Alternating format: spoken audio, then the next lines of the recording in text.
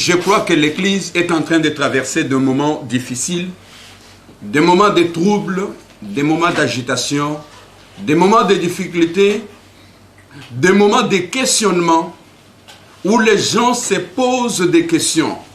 Est-ce qu'il faut encore rester collé au Seigneur ou changer les camps ou ne pas changer les camps? C'est en ces moments où l'Église a besoin, les brebis ont besoin de sentir et de voir les gens comme nous, les serviteurs. Les brebis ont besoin d'un message. Quelle sorte de message? Le message de conscientisation, le message de consolation, de relèvement, de restauration. Pourquoi ces messages? Et à quel moment? Et quel est le rôle que devrait jouer un serviteur de Dieu à ce moment ici? Où les gens sont troublés, agités, les gens sont en difficulté, les gens se posent des questions, ils ne savent pas où poser leurs pieds. Voilà pourquoi, bien-aimés dans le Seigneur, le Seigneur m'a mis à cœur de vous donner ces petits messages. C'est une demande que je viens formuler auprès de vous. C'est avant-midi. Si tu peux écouter la voix du berger, la voix du Père, et mettre en pratique ce que le Père va vous demander, ça sera pour votre vie et pour votre intérêt. Voilà, bien-aimés dans le Seigneur m'a mis à cœur qu'en ce moment ici, le moment où nous sommes en train de traverser, quel est le rôle que devrait jouer un serviteur que nous sommes? Nous devons jouer le rôle qu'a joué David. David, quand ours le venait, quand les lions venaient, en brousse, il ne laissait jamais, il ne donnait jamais l'occasion à des ours et les lions de faire n'importe quoi. Non. Il le protégeait, il le gardait, il le protégeait les brebis, il était prêt. Dans des moments de trouble, d'agitation, nous en tant que bergers, quel est le rôle que nous devons jouer? Voilà le rôle que nous devons jouer dans ces moments ici. Un rôle capital. Un petit coup de téléphone. En visite. Vous téléphonez votre frère, vous téléphonez votre soeur. Il sent que le moment de trouble, d'agitation, il n'est pas seul. Qu'il y a quelqu'un qui se souvient et qui se soucie de lui. Voilà pourquoi je dis, c'est des moments où nous, en tant qu'Église, nous devons appeler l'Église à l'ordre, les brebis à l'ordre. Ça veut dire leur faire comprendre que la situation est grave. Restons attachés au Seigneur. Colère à celui qui dit un mot et la chose se réalise. Voilà le message que je voudrais vous annoncer cet avant-midi. Mes frères et sœurs, vous qui m'écoutez cet avant-midi, les brebis ont besoin d'être conscientisés. On leur demande d'être attachés au Seigneur, de rester fidèles, de ne pas être dans la distraction. Je suis dans le livre de Matthieu chapitre 24. C'est là où nous allons faire beaucoup d'exercices. Faute de temps, je ne saurais pas lire le tout, mais nous allons étudier ces passages, ces versets de la Bible. Voilà pourquoi je commence avec le verset. Pourquoi nous devons conscientiser? Pourquoi nous devons les appeler à l'ordre? Écoutez, Matthieu 24, verset 43, la Bible dit quoi? La Bible dit ceci. Sachez-le bien, si les maîtres de la maison savaient à quelle veillée de la nuit le voleur doit venir, ils veilleraient et ne laisseraient pas percer sa maison. Ça veut dire que si le maître de la maison est conscient qu'il y a une attaque, qu'il y a un voleur qui doit venir cette nuit. Je pense son attitude. Il ne parlera pas comme l'homme des psaumes 121 qui dit qu'il ne garde, il veille sur la maison. Non, c'est lui-même qui va veiller.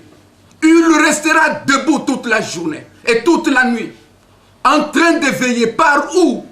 Où il va venir? Est-ce qu'il va entrer par où? Et le cœur ne sera pas calme. Le cœur sera troublé, agité.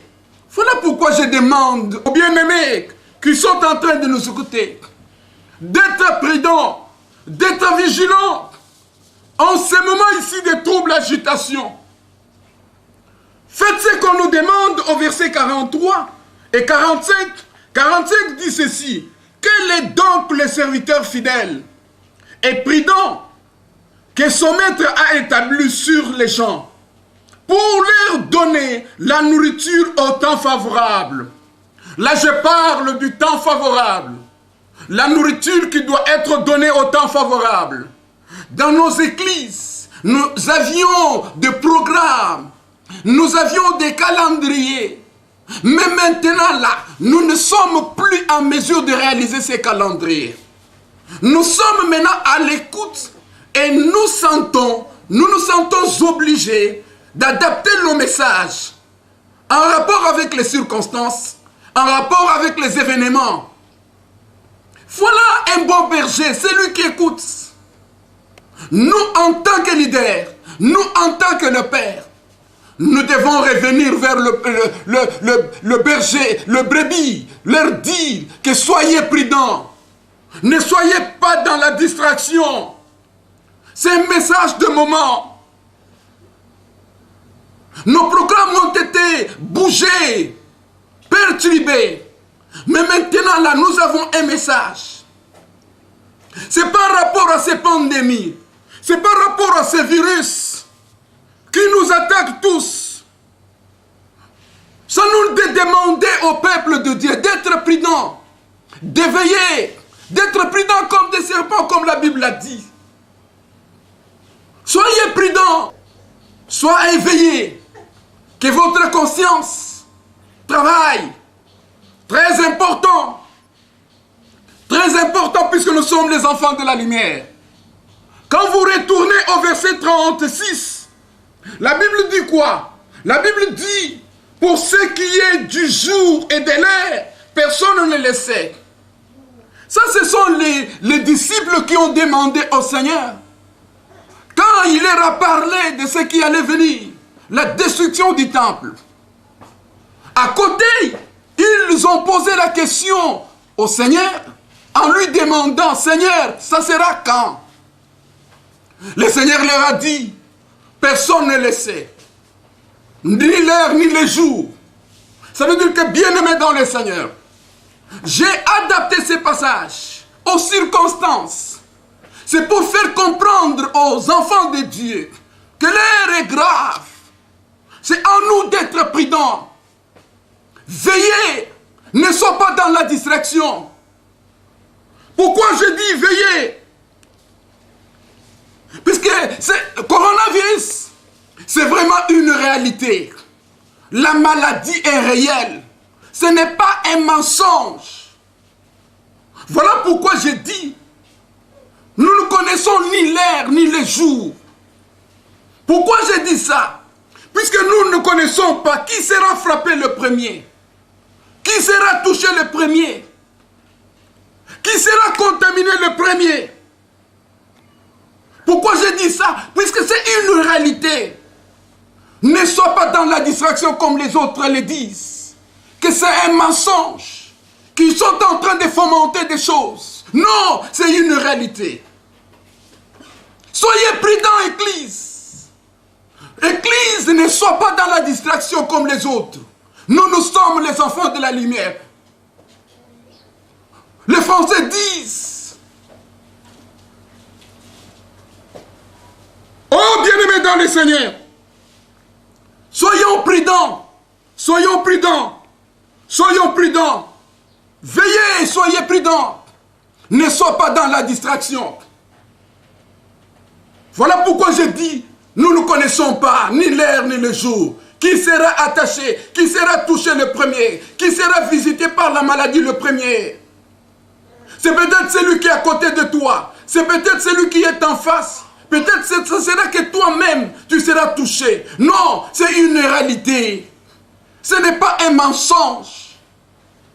J'ai adapté ce passage.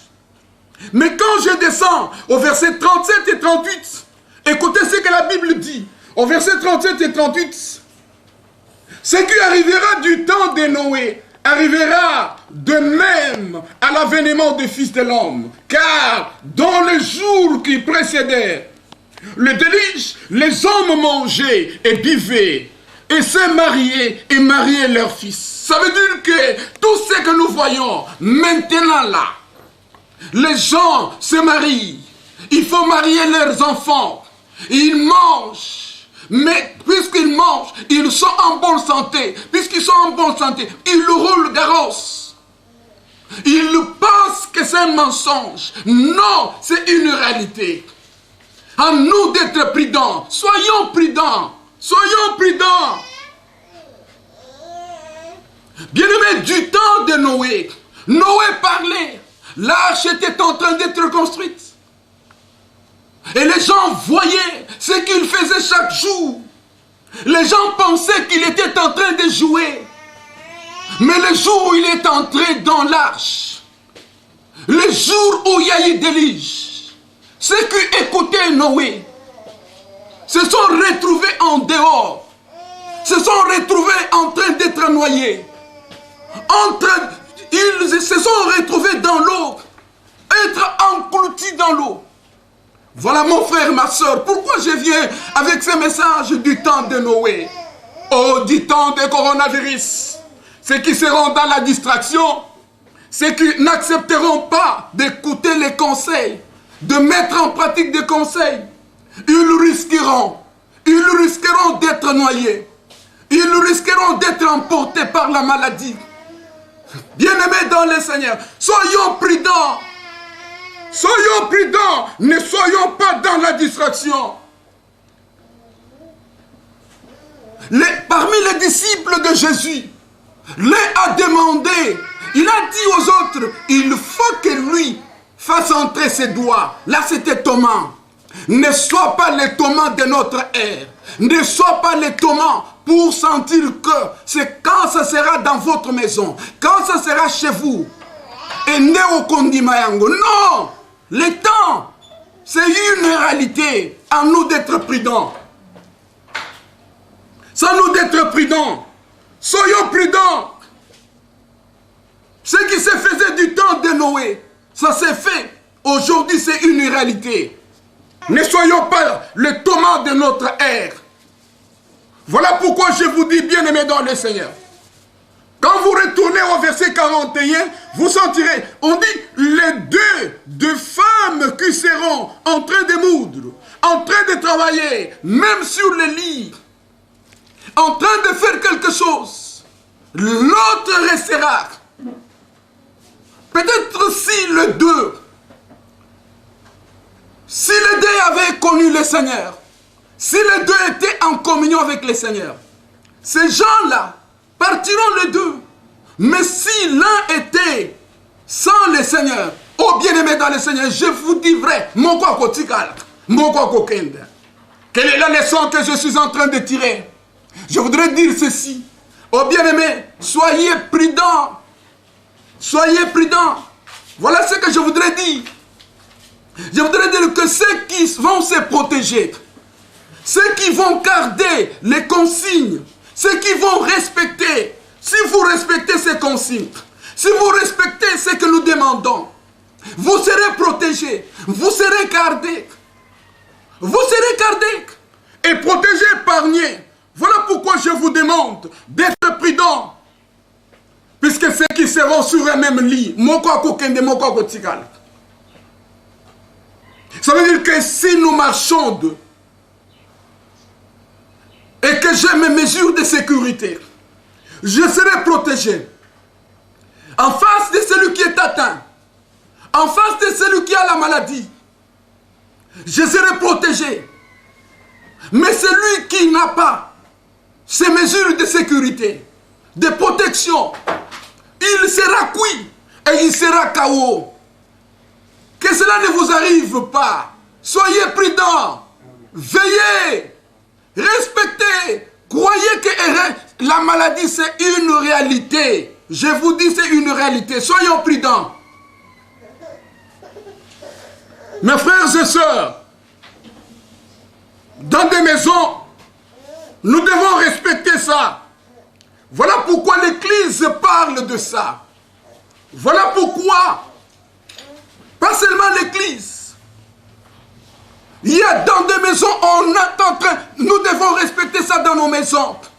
Nous devons respecter ça partout où nous nous retrouvons. Où vous allez vous retrouver. Respectez ces consignes. C'est très important. C'est pour votre vie. C'est pour la protection des gens de votre maison. Faisons un effort pour protéger nos enfants, pour protéger nos femmes, pour protéger nos enfants. C'est une réalité, ce n'est pas un mensonge. Voilà pourquoi j'ai tiré ce passage de Matthieu que je vous demanderai d'aller lire à la maison, mais le mettre dans le contexte du coronavirus. Puisque nous ne savons pas qui sera touché, qui sera le premier à être touché. Si nous restons dans la distraction, ça sera grave. Voilà pourquoi je dis que l'heure est grave. Écoutez ce qu'il dit au verset 42. 42 dit ceci. Veillez donc, puisque vous ne savez pas quel est le jour où il viendra. Ça veut dire que vous ne savez pas quel est le jour où coronavirus sera à la porte. Où le coronavirus peut venir dans votre maison. Vous ne savez pas ni l'heure ni le jour. Vous ne savez pas. Comme vous ne savez pas, vous devez être prudent. Vous devez jouer à la prudence. Jouons à la prudence. Évitons que la maladie puisse nous atteindre. Soyons prudents pour ne pas être la première personne à être touchée par la maladie. Soyons prudents pour ne pas être la première personne à être malade, à être contaminé. Protégeons-nous. L'heure est grave. Je viens réveiller vos consciences. Je viens réveiller vos pensées. Je viens vous interpeller. Je viens vous dire que vous devez tirer attention. Je vous dis que l'heure est grave. Nous, en tant que leaders, nous avions constaté, nous avions vu. Si nous venons avec ces messages, c'est pour vous conscientiser. C'est pour vous demander d'être prudents. Au 42, on nous dit, tu risques de tomber dans le pied de l'ennemi. Tu risques d'être englouti comme du temps de Noé. Tu risques de rater l'arche de Noé. Non! Soyez prudents, soyez prudents. Le verset 32 dit ceci. Instruisez-vous par une comparaison tirée du figuier, de ce que ces branches deviennent tendres et que les feuilles poussent. Vous connaissez que l'été est proche. Ça veut dire que quand vous regardez bien le figuier, les mouvements qui se passent, ça nous inspire, ça nous instruit. Ça nous montre que l'été est proche. Oh bien-aimé, en écoutant les télévisions, en lisant, en écoutant les WhatsApp, en écoutant les YouTube, en écoutant les informations qui nous viennent partout dans le monde, nous avons des échos graves qu'il y a des milliers de personnes qui sont en terre. Ça veut dire qu'il y a 2 fois, il y a des gens qu'on est en train de brûler, le corps qu'on est en train de brûler. Nous ne connaissons pas. Oh bien-aimés dans les Seigneurs, oh bien-aimés, soyons prudents, soyons prudents. Ne soyons pas dans la distraction. Ne soyons pas dans la distraction. Que tu ne tombes pas dans le piège de l'ennemi. Que tu ne tombes pas dans le piège de la maladie. Je te dis que c'est une réalité. La maladie est réelle. Veillez, soyez prudents. Même les choses du monde. La télévision en parle, le monde en parle. Ça veut dire que ceux qui basent loba, et en réalité, et ça solo, et l'oukutate, malade des âles. Malade des âles. Nous avons vu, nous avons entendu. Voilà pourquoi nous venons avec ces messages. Avant d'atterrir, mon frère, ma soeur, je voudrais vous donner quelques exemples. J'ai donné l'exemple de Fiquier. Quand les gens voient le Fiquier, comment le Fiquier est en train de monter, ils le pensent, ils le croient que était comme Ipemben. C'est Elangezo Banda. Mais maintenant là, quand vous écoutez le monde, quand vous écoutez la télévision, la radio, je pense que nous avons des échos. Voilà les 3 exemples que je voudrais vous donner. Premier exemple, si vous êtes quelque part et qu'il y a un lion qui rougit, ceux qui sont à distance sentiront qu'il y a un lion qui rougit. Et quand ce lion-là rougit, c'est pour avertir. Et ceux qui sont prudents prendront des dispositions. Prendront des stratégies. Ils chercheront à se protéger. Pourquoi? Puisqu'ils ont entendu. Ça veut dire que ce sont des signaux forts. Les signaux qui sentent, qui font sentir qu'il y a quelque chose qui arrive. Et ils doivent chercher à se protéger. Oh bien-aimé, tu n'as pas entendu l'écho, les cris, le rougissement du lion. Tu n'as pas entendu que le cri est en train, le lion est en train de rougir. Que le lion est en train de crier. Corona est là, est là, est là. Même ceux qui ne parlaient pas, même ceux qui n'avaient pas la possibilité de parler de coronavirus, sont en train de parler de ça. Voilà pourquoi nous disons que l'heure est grave. L'heure est grave, bien-aimés. Ne tombons pas dans la distraction. Esaïa solo. Nalobi Esaïa solo. Alléluia. Bien-aimés, il y a un événement qui se passe.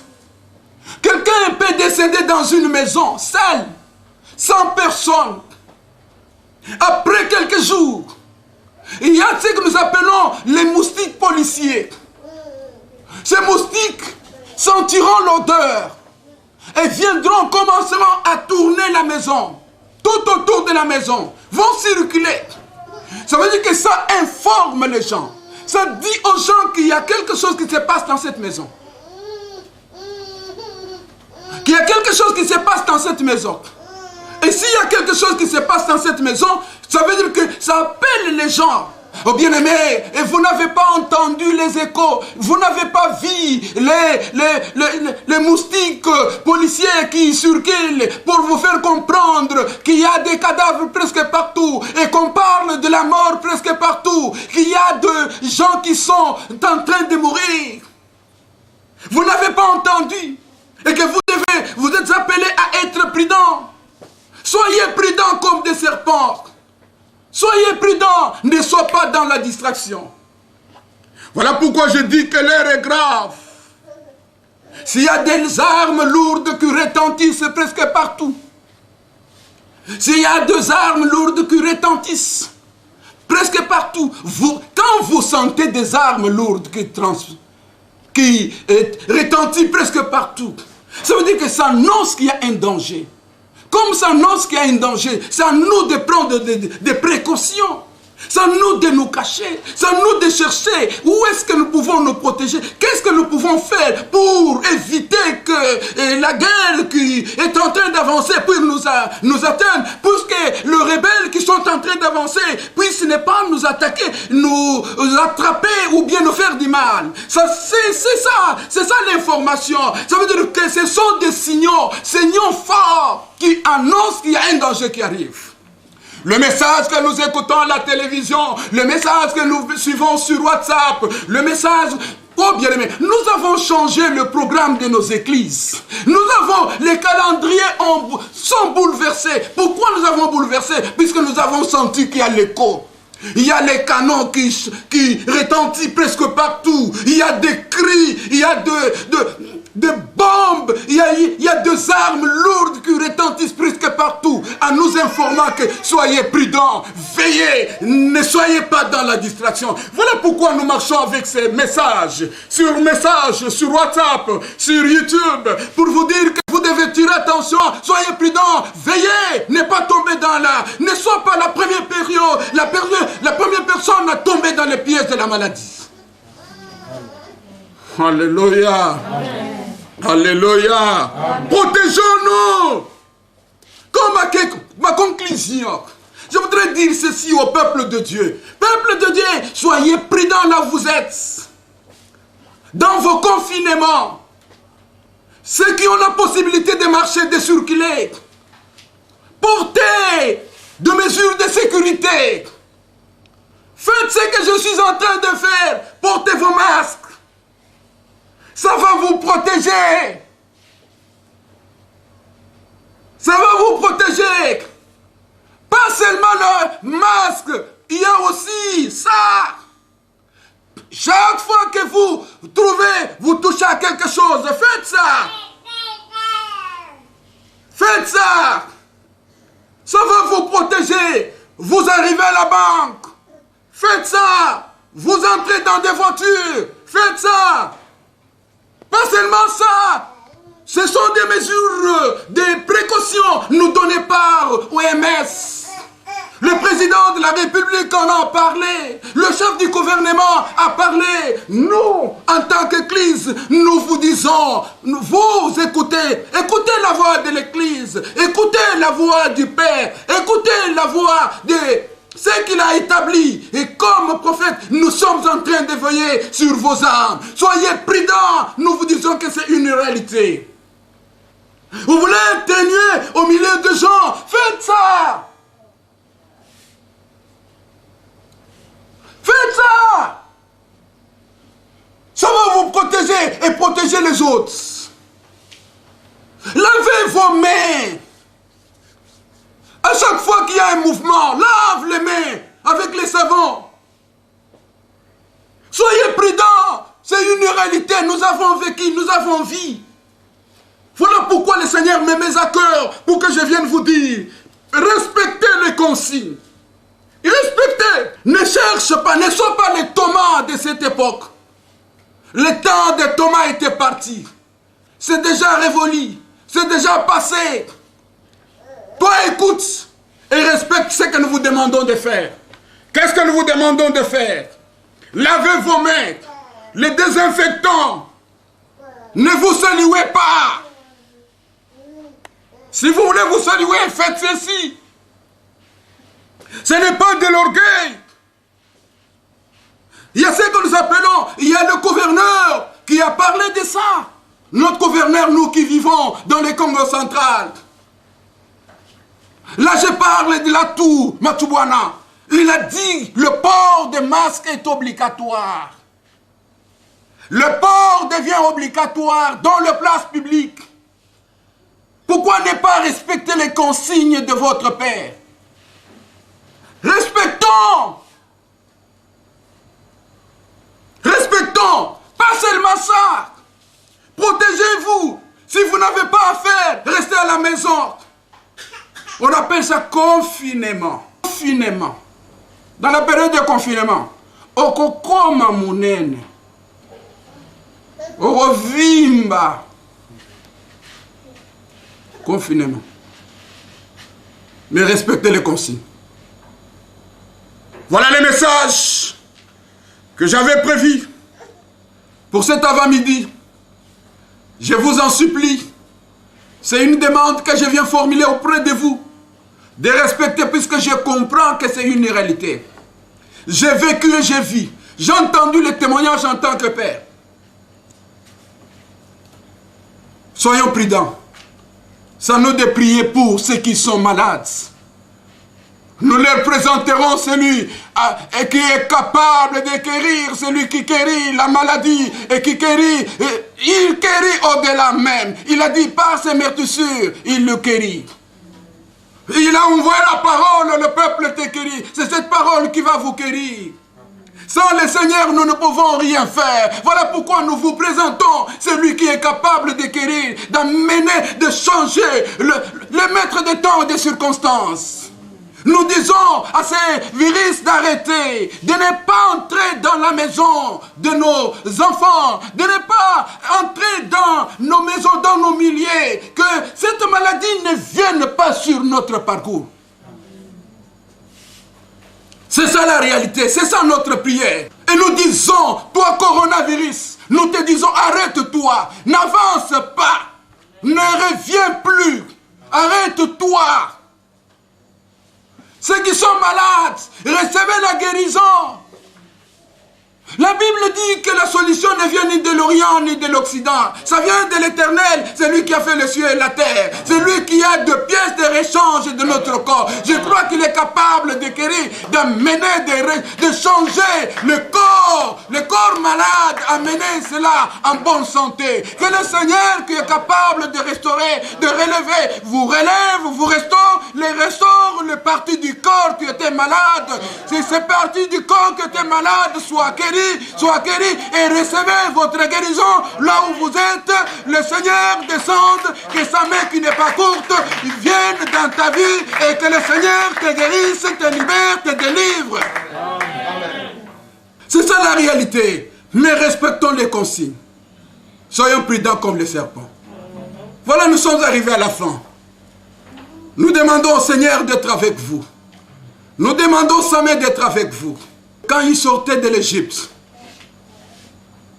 ils ont vécu ce que nous appelons Pessa. Ça veut dire que Pâques, ça veut dire passer outre. Que la maladie passe outre votre maison. Que la maladie passe outre. Que tu sois épargné en ces temps de coronavirus. Que votre père soit épargné. Que ta mère soit épargnée, que vos enfants soient épargnés, que votre église soit épargnée, qu'on n'entende pas les échos de la mort, que la coronavirus a fait ça. Non, toi corona, nous te disons arrête. Amen. Et nous disons retour à l'expéditeur. Nous n'avons pas hésité à dire retour à ceux qui ont fomenté ça, qu'ils le sachent, qu'ils n'ont pas fait. Le roi va toucher une âme, ils nous sentiront que nous avons un Dieu vivant, un Dieu qui agit, un Dieu qui fait quelque chose. Que le Seigneur vous bénisse, vous guérisse, qu'il vous donne la paix là où vous êtes. Que ça...